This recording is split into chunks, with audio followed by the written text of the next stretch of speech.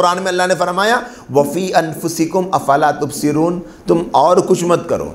زمین کو، آسمان کو، چاند کو، ستاروں کو، سیاروں کو، پہاڑوں کو، آبشاروں کو، اڑنے والی مخلوق کو، ہواؤں والی مخلوق کو، زمین والی مخلوق کو، سمندر والی مخلوق کو، دو پیر والی کو، چار پیر والی کو، پروں سے اڑنے والی کو، چونچ سے کھانے والی کو، دانتوں سے کھانے والی کو، زبان سے چاٹنے والی، کسی ساری مخلوقوں کو مت دیکھو،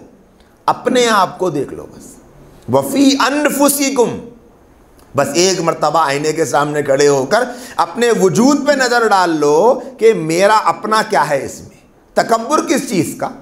گھمنڈ کس چیز کا، غرور کس چیز کا، تو سمجھ میں آ جائے گا کہ میرا تو اپنا کچھ نہیں ہے، سب کچھ اللہ کا دیا ہوا ہے۔ تو اسی لیے تو بعض اللہ والوں میں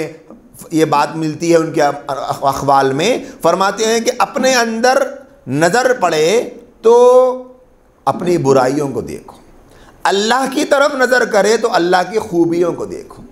اور فرمایا جس انسان کو اپنے اندر خوبیاں نظر آتی ہے وہ برباد ہو گیا، وہ برباد ہو گیا۔ یہ نہیں فرمایا جو انسان نماز نہیں پڑھا، قرآن نہیں پڑھا، ذکر نہیں پڑھا، تسبیح نہیں کیا، درود نہیں پڑھا، صدقہ نہیں دیا، خیرات نہیں دیا، یہ سب نیکیاں ہیں، ان سب پر کامیابی ملنے والی ہے، ہمارا ایمان ہے۔ کیا فرمایا جسے اپنے اندر خوبیاں نظر آ گئی، ارے میں تو بہت زبردست ہوں، میرے جیسا کوئی ہے ہی نہیں،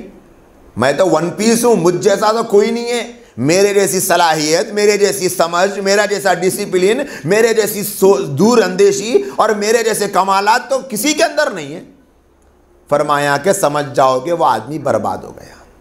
اس کی بربادی کے لیے یہی کافی ہے کہ وہ اپنے آپ کو سب سے بہتر سمجھ لے۔ دوسروں پر نظر پڑے تو دوسروں کی جس کو برائیاں نظر آتی ہیں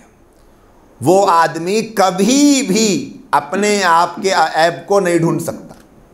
جس کو دوسرے کی خرابیاں نظر آتی ہے نا، کتنے لوگ ایسے ہیں جس کو ہر دوسرے انسان کے کام کے اندر خرابی نظر آتی، ہم ٹیڑھا کرو، آڑا کرو، آندھا کرو، چتا کرو، اچھا دکھتا، لیکن آگے والا کتنا بھی اچھا کرو، انہیں ایسا تو کیا لیکن اس کو ایسا کرنا تھا، خرابی خرابی خرابی خرابی، تو وہ انسان کبھی اپنے عیب کو نہیں دیکھتا۔ اسی لیے فرمایا کہ اپنے پر خود بھی نہ ہونا، یعنی اپنے آپ کو اچھا کبھی نہ سمجھنا، اور دوسرے پر بد بھی نہ ہونا، یعنی دوسرے کو کبھی برا نہ سمجھنا۔ امداد اللہ مہاجر مکی رحمۃ اللہ علیہ، ان کا واقعہ کتاب میں لکھا ہوا ہے کہ ان کے ایک مرید کو، ہوتے ہیں نا اللہ والے، ان کے مرید بھی رہتے ہیں، تو ان کے ایک مرید کو غفلت طاری ہو گئی، تھا تو اللہ کا اللہ والا ہی، یعنی تھا تو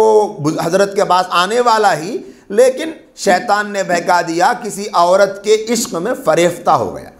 کوئی عورت اچھی لگنے لگی، اس سے تعلق جوڑا، اس کے ساتھ میں گناہ بھی ہو گیا۔ اب دوسرے مرید کو بڑا کھل رہا تھا، اور وہ تھوڑی بہت خار پہلے سے بھی تھی کہ کسی نہ کسی طرح حضرت کی نظر میں اس کو گرا دیا جائے، اس کا پتہ کاٹ دیا جائے، کیونکہ اب تو اس نے بڑا گناہ کر لیا۔ ایک مرتبہ پہنچ گئے اور کہنے لگا کہ حضرت وہ جو آپ کے فلاں مرید ہے نا، انہوں نے زنا کر لیا، گناہ کر لیا، بہت بڑا گناہ کر لیا، دلائل بھی پیش کر دیے، گناہ ثابت بھی ہو گیا۔ اب آپ دیکھیں اللہ والے جو ہوتے ہیں وہ کیسی ان کی نگاہ، کیسی تربیت کرتے ہیں۔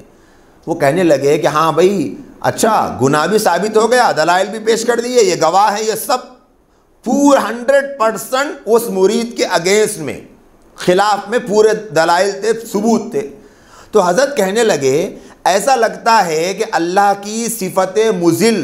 کی کوئی تجلی اس کے اوپر پڑ گئی تھی ہوگی، اس لیے اس نے یہ گناہ کر دیا۔ یعنی اللہ، حضرت نے قرآن کی آیت سے دلیل دی، یذل من یشاء ویہدی من یشاء، یعنی اللہ ہی ہدایت دینے والے، اللہ ہی گمراہی دینے والے ہیں۔ اللہ کی گمراہی دینے کی جو صفت ہے اس کی تجلی اس بندے پر پڑ گئی تھی ہوگی، اسی لیے اس سے گناہ ہو گیا، لہٰذا اس کے لیے دعا کرو۔ یہ پریشان ہو گئے، میں سوچا تھا کہ حضرت کی نظر میں ان کو گرا دوں گا، لیکن ان کی نظر میں کیا گرا تھا، یہ تو ایک الگ ہی بات کر دی ہے۔ تو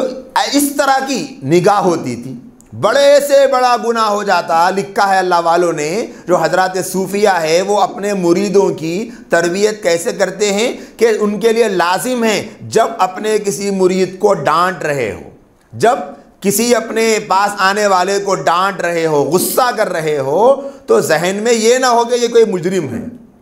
جیسے کوئی بہت بڑا ذمہ دار ہے وہ مجرم کو سزا دیتا ہے، وہ نہ سمجھے، بلکہ جیسے کوئی خوبصورت سا بچہ اپنے چہرے پر مٹی لگا لیتا ہے، کوئی گندگی لگا لیتا ہے، تو جیسے ماں پیار سے صاف کرتی ہے یہ سوچ کر کہ اگر یہ مٹی صاف ہو جائے گی تو اس کا حسن نظر آئے گا،